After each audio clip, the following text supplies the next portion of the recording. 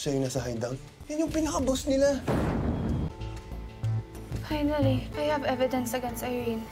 Na-love at first sight na si Irene kay Bingo na inaakit na niya ang binata pero nahahalata niyang hindi bibigay si Bingo. Giniit pa ng binata na aminin muna niyang bad girl siya pero hinamon naman siya na Irene na talunin muna niya sa pag-inom na pumayag naman ang binata pero hindi naman alam na Irene na patagong tinatapon ni Bingo ang alak na binibigay niya dahil alam niyang hindi niya matatalo ang dalaga sa inuman dahil sanay siya sa matatapang na alak at sobrang alcoholic ito. Sinabihan pa ni Bingo ang dalaga na pagbilang niya ng 3 bago sila sabay uminom ay kailangan nilang sabihin ang sikreto nila na pareho silang nagulat sa mga binigkas nilang lihim na agad sinabi ni Irene na ayaw niyang mapag-isa at umiwas siya nang tanungin ni Bingo kung bakit ayaw niyang mag-isa, sabay nagpaalam na ang dalaga pero sinundan siya ni Bingo. Habang nilapitan naman ni Alex ang tatay niya at nakitang nasugat ang kamay niya kaya tinanong niya kung anong nangyari. Galit na tinanong ng matanda kung ano ang nangyayari sa pinapahanap niya na agad namang sinabi ni Alex na malapit na. Pero mas nagalit naman ang tatay niya dahil puro malapit na ang sagot ng binata na nagawa pa niyang ihagis ang hawak niyang baso sabay sinabi niyang pare-pareho silang pulpul. Tinanong naman ni Alex kung may alam ang ate Pat niya sa plano nila pero giniit naman ng matanda na wala siyang alam na hindi niya hayaang makialam si Pat sa mga plano nila dahil pare-pareho silang mananagot kapag nagkataon at nagulat sila nang may tumunog na halatang may nakikinig sa kanila. Habang nasa parking lot si Irene ay nagpanggap naman si Bingo na nasusuka ito para hindi halatang sinundan niya ang dalaga dahil hindi pa niya nakukuha ang cellphone ni Irene. Kinantsawan pa siya ng dalaga na ang sabi niya ay strong man siya pero nagsususuka na ito.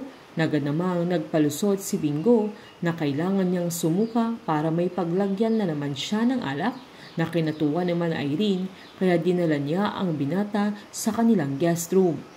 Sinundan naman sila ni Jersey sa parking lot na agad niyang sinabi kay Caroline na tumawag ang dalaga na nag-aalala naman ito kaya sinabihan niya si Jersey na alamin niya kung saan siya dadalhin na baka kung kikidnapin din niya ang binata.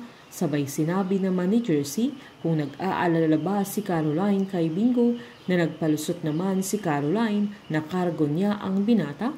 Sabay kinantsawan siya ng kanyang kaibigan nang akala niya ay nagsiselos siya kay Irene. Habang problemado naman sila Wilson dahil 2 billion na ang nahack sa mga subscribers nila na sinubukan nilang i-secure ang site pero hindi na nila naayos pa na agad namang pinasigurado ng IT department nila na aalamin nila kung sinong nag-hack sa GLC site na sinabihan sila ni Wilson na kailangan nilang bilisan dahil hindi na nila kakayanin kapag nagdagdagan pa ng another billion. Agad namang sinabi ni Cindy na kailangan nilang matrace kung saan napunta yung pera na giniit din ni Gina na reliable sila sa mga subscribers nila na kailangan nilang ibalik sa kanila ang mga nawala sa mga account nila. Galit na sinabi ni Wilson na napakalaking iskandalo yun para sa GLC na hindi din niya alam kung papaano nila aayusin pero kailangan nilang masolusyonan agad. Habang nang dinala naman ni Irene si Bingo sa kwarto na walang makakakita sa kanila ay gusto niyang may mangyari sa kanila pero inayawan ni Bingo na sinabing lasing lang ang dalaga. Nang mahalata ni Irene na hindi siya papatulan ni Bingo ay nagalit ito na bakit pa siya sumama doon kung ayaw niyang may mangyari sa kanila na sinumbat niya sa binata na ayaw niya sa kanya kaya tinulak niya ito palabas at nang aalis na si Bingo ay nakita niya ang family picture nila Irene na agad niyang tinanong kung tatay na Irene si Wilson Chu na nakita din niya si Caroline sa picture na mismong katabi pa ni Wilson. Nalaman na ng binata na galing sa mayamang pamilya si Caroline kaya interesado ang mga kidnappers sa kanya pero hindi ito sinabi ni Caroline na si Wilson ang ama niya na kahit nakita niya ang magazine na GLC sa kwarto ni Bingo na mismong mukha ng papa niya. Ayaw ni Caroline na tratuhin siya ng espesyal dahil lamang sa mayaman ang kanilang pamilya, pero gusto niyang mamuhay ng normal at mararamdaman niya ang pagmamahal at pagkalinga sa pamilya nila Bingo.